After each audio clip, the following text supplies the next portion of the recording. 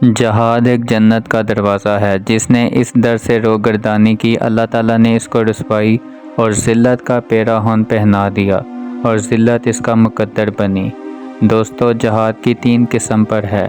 وہ جہاد جس کے ذریعے تم مخالفوں پر غالب آتے ہو، اور یہ ہاتھ کا جہاد ہے، اور وہ جہاد جو زبان سے کیا جائے، اور تیسرا جہاد دل کا جہاد ہے کہ دل میں اچھا کام اور سوچ رکھنا۔ بے شک سب سے پہلے جہاد جس کے ذریعے تم مخالفوں پر غالب آ سکتے ہو، ہاتھ کا جہاد، اس کے بعد دوسرے درجہ پر زبان کا جہاد، اور تیسرے درجہ پر دل کا جہاد۔ بس جو شخص اچھے اعمال کو اپنے دل میں اچھا اور برے امور کو برا نہ سمجھے تو گویا اس کا دل الٹا ہو گیا۔ اور بے شک جو شخص اپنے نفس سے جہاد کرے اور اپنے غصہ پر غالب رہے اور اپنے پروردگار کی اطاعت کا محافظ بنے، اسے اللہ تعالیٰ روزہ دار اور شب بیدار کا ثواب عطا فرماتا ہے۔ بے شک سب سے افضل جہاد یہ ہے کہ آدمی اپنے نفس کے ساتھ مجاہدہ کرے، اور بلا شبہ بہترین ایمان یہ ہے کہ آدمی اپنے آپ کے ساتھ انصاف کرے۔ بے شک نفس کا مجاہدہ اس کو گناہوں سے روکتا اور اسے ہلاکت سے بچاتا ہے، اور بے شک وہ شخص جو اللہ تعالیٰ کی اطاعت بجلانے اور اس کی نافرمانیوں سے بچنے میں اپنے نفس کے ساتھ جہاد کرتا ہے، وہ اللہ تعالیٰ کی بارگاہ میں اس کے نیک بندوں اور شہیدوں کا مرتبہ پاتا ہے۔ نفس کے ساتھ جہاد کرنا، بزرگوں کی خصلت ذکر الہی پر مدامت کرنا، اولیاء اللہ کی خاص صفت اور گوشہ خلوت اختیار کرنا صالحہ کا طریقہ و عادت ہے۔ بہترین جہاد یہ ہے کہ نفس کو اس کی خواہشوں اور لذات دنیا سے باز رکھا جائے۔ نیکیوں کا حکم کرنا اور بدیوں سے روکنا بہترین جہاد ہے۔ جہاد دین کا ستون اور سعادت مندوں کا طریقہ ہے، اور مجاہدین کے لیے آسمانوں کے دروازے کھول دیے جاتے ہیں۔ اپنے نفس کے ساتھ جہاد کرو اور اس کے ساتھ اس طرح حساب کرو جس طرح ایک شریک دوسرے شریک سے کرتا ہے۔ بے شک اگر تو اپنے نفس کے ساتھ جہاد کرے گا تو اللہ تعالیٰ کی اطاعت بجلائے گا تو وہ تجھے عذاب سے نجات بخشے گا۔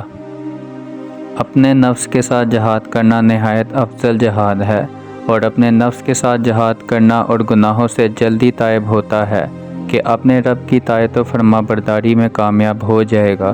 اللہ تعالیٰ نے جہاد کو اسلام کی عزت بڑھانے، نماز کو تکبر سے صاف ستھرا کرنے کی عرض کی ہے، زکوٰۃ کو مسکینوں کو روزی پہنچانے کے واسطے، روزوں کو اخلاص حلق کے آزمانے کو، اور حج کو تقویت دنیا کے واسطے فرض و مقرر فرمایا ہے۔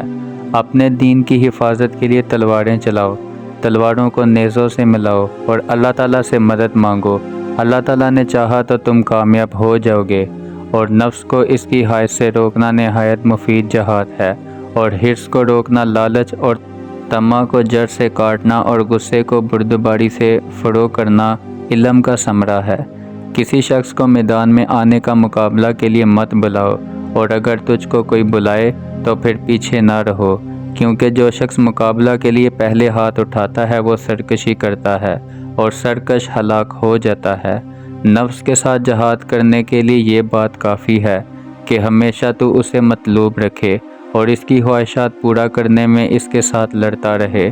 بہترین دولت مندی نفس کا غنی ہونا، اور بہترین جہاد نفس کے ساتھ لڑنا ہے۔ نفس کے ساتھ جہاد سے بڑھ کر کوئی جہاد نہیں ہے۔ خبردار، جہاد نفس جنت کا مول ہے۔ جو شخص اپنے نفس کے ساتھ جہاد کرتا ہے وہ اسے اپنے قابو میں کر لیتا ہے، اور جنت جیسی عمدہ نعمت اس کے بدلے پا لیتا ہے، مگر یہ عارفین کا کام ہے۔ مجاہدہ و جہاد کی غایت یہ ہے کہ انسان اپنے نفس کے ساتھ جہاد کرے۔ نفس کے ساتھ جہاد کرنا جنت کا حق مہر، خواہش نفس کے خلاف کرنا جنت کا مول ہے۔ مولا علی فرماتے ہیں کہ گناہوں کو چھوڑنا سخت اور دشوار ہے، مگر جنت کو چھوڑنا اس سے بھی زیادہ سخت اور ناگوار ہے۔ ہم حوض کوثر پر بڑی رغبت سے اس کا پانی پی رہے ہوں گے کہ ہم اس سے اپنے دشمنوں کو ہٹائیں گے اور اپنے دوستوں کو پیالے بھر بھر پلائیں گے، اور جو شخص اس کا ایک گھونٹ پی لے گا وہ اس کے بعد کبھی پیاسا نہ ہوگا۔ جنت صادقین کا مقام اور نیکوکاروں اور صالحین کے رہنے کی جگہ اور جائے قیام ہے۔ اللہ تعالیٰ نے بندوں کے حقوق کو اپنے حقوق کے لیے گویا پیش خیمہ بنایا ہے، بس جو شخص بندوں کے حقوق ادا کرتا ہے وہ آخرت میں نفس کا جہاد جنت کا مول ہے، اور جن لوگوں کو جنت کی قدر معلوم ہے وہ سمجھتے ہیں کہ اللہ تعالیٰ کے ہاں وہ نہایت عمدہ بدلہ ہے، اور جو شخص اللہ تعالیٰ کے ساتھ حسن ظن رکھتا ہے وہ جنت حاصل کرنے میں کامیاب ہو جائے گا۔